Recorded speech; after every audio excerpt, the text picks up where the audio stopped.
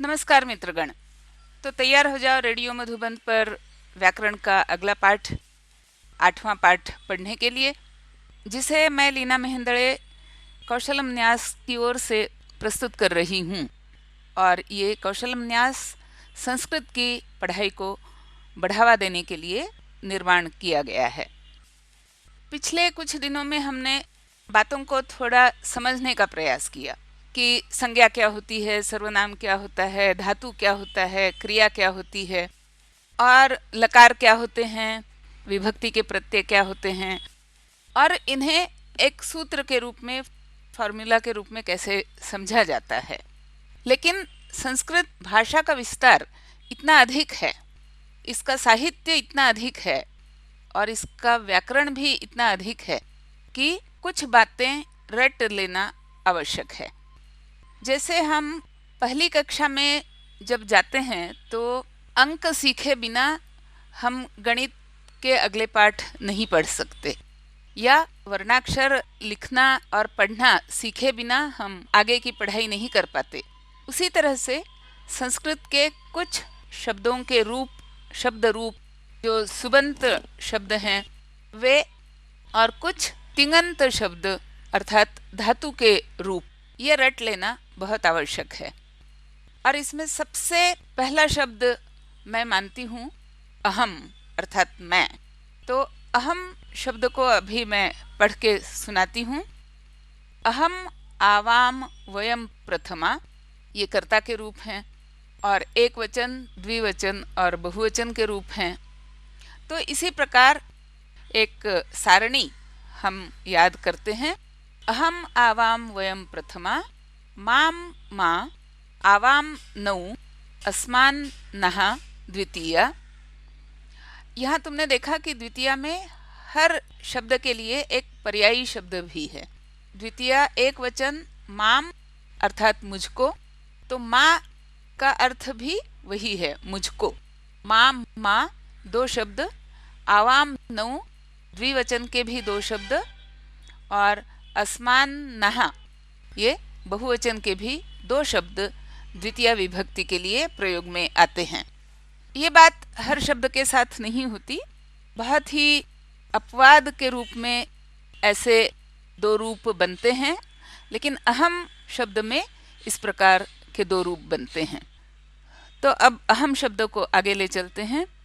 अहम आवाम वयम प्रथमा, माम मा, आवाम नौ, अस्मान नः द्वितीया, मया आवाभ्याम अस्माभिः तृतीया, मह्यम में आवाभ्याम नौ, अस्मभ्यम नः चतुर्थी, मत आवाभ्याम अस्मत् पंचमी, मम में आवयोः नौ, अस्माकं नः षष्ठी, मयि आवयोः अस्मासु सप्तमी।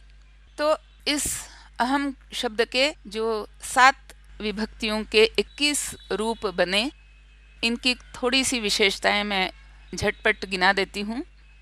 द्वितीय विभक्ति, चतुर्थी विभक्ति और षष्ठी विभक्ति में दो दो पर्यायी शब्द हैं। और दूसरी बात कि नः यह रूप द्वितीय, चतुर्थी और षष्ठी तीनों के बहुवचन में लगा है। नौ यह द्विवचन का रूप भी द्वितीय, चतुर्थी और षष्ठी तीनों जगह लगा है। इसी प्रकार में यह एक वचन का रूप चतुर्थी और षष्ठी दोनों जगह लगा है। तो मित्रों, संस्कृत में अहम अर्थात मैं, त्वम अर्थात तुम, और तत् अर्थात वह, ये 3 शब्द हैं जिनके शब्द रूप याद रखना बहुत आवश्यक है। और तत् के साथ ये भी ख्याल रखना पड़ता है कि इसके स्त्रीलिंग, पुल्लिंग और नपुंसकलिंग के रूप अलग अलग रहते हैं। तो तत् का स्त्रीलिंगी रूप होता है सा, जो प्रथमा विभक्ति का एक वचन का रूप है। पुल्लिंग का प्रयोग करना है तो प्रथमा का एक वचन हो जाएगा सह, और नपुंसकलिंग का प्रयोग जब करना हो तो प्रथमा एक वचन का रूप हो जाता है तत्। और नपुंसकलिंग और पुल्लिंग में एक सुविधा ये है कि नपुंसकलिंग के प्रथमा और द्वितीया के रूप अलग होंगे, लेकिन शेष तृतीया से सप्तमी तक के रूप सारे उसी प्रकार होंगे जैसे पुल्लिंग के रूप होते हैं। तो अहम, त्वम, सा, सह और तत्, ये 5 शब्द, उनके शब्द रूपों को याद रखना अत्यावश्यक है। ये सारे सर्वनाम हैं, तो सर्वनाम में संबोधन नहीं आता है। संज्ञाओं में पुल्लिंगी शब्दों के लिए देव, हरि, भानु, और स्त्रीलिंगी शब्दों में लता, नदी, नपुंसकलिंगी शब्दों में फलम। ये कम से कम 6 शब्द, इनके शब्द रूपों को याद रखना अत्यावश्यक है। धातुओं में भू धातु के सारे लकारों के शब्दों को याद रखना आवश्यक है, और उसमें से भी जो सर्वाधिक प्रयोग में आने वाले जो लकार हैं, लट, लृट, लंग, लोट और विधिलिंग, सबसे पहले इन्हें याद करना जरूरी है, और फिर अन्य 5 जो लकार हैं उनके रूप भी भू धातु के लिए याद रखना चाहिए, क्योंकि जिस प्रकार अहम सर्वाधिक महत्व का शब्द है संज्ञा और सर्वनाम के समूह में, उसी प्रकार धातुओं के समूह में सर्वाधिक महत्व का धातु है भू, क्योंकि वह अस्तित्व का बोध कराता है। तो आज के कार्यक्रम में मैं अभी त्वम और सा, इन दोनों शब्दों के रूप भी सुना देती हूँ। ये इसलिए कि यदि तुम्हारे पास व्याकरण की जो सबसे आरंभिक पुस्तक होती है, जिसमें शब्दों के शब्द रूप और धातुओं के धातु रूप दिए होते हैं, वह छोटी प्राथमिक पुस्तक यदि ना हो तो कम से कम ये 5-6 शब्द तुम्हारे संग्रह में होने चाहिए, और केवल संग्रह में नहीं, तुम्हारे स्मरण में भी होने चाहिए। तो आज इन्हें फटाफट सुन लो और याद कर लो।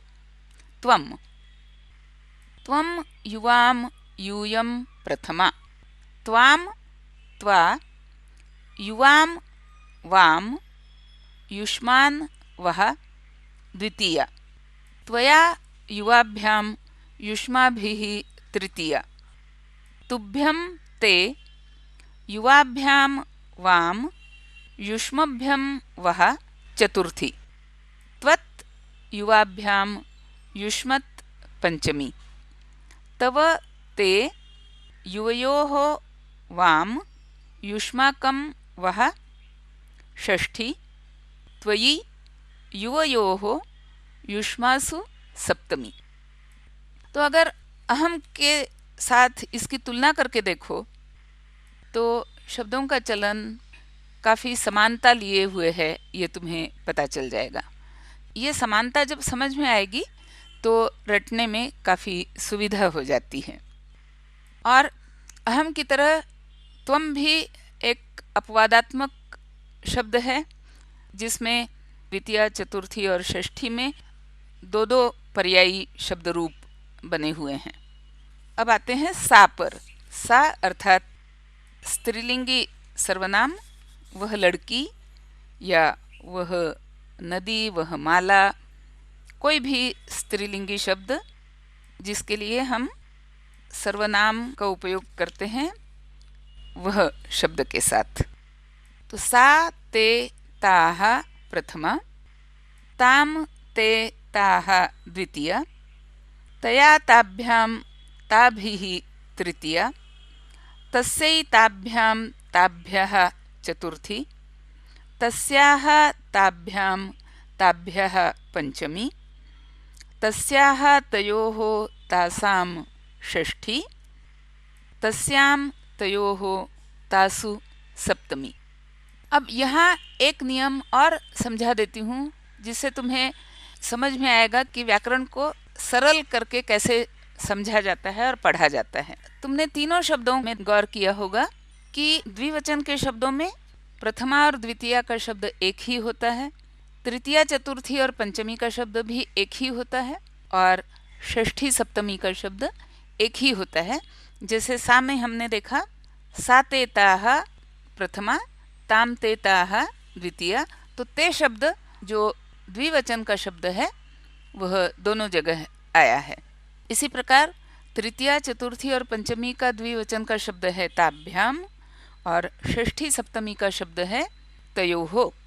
तो सुनने में लगता है कि ओहो, संस्कृत में द्विवचन भी है, उसके रूपों को भी याद रखना पड़ता है, लेकिन उसके शब्द कम होते हैं तो उन्हें याद रखना इतना कोई मुश्किल नहीं है।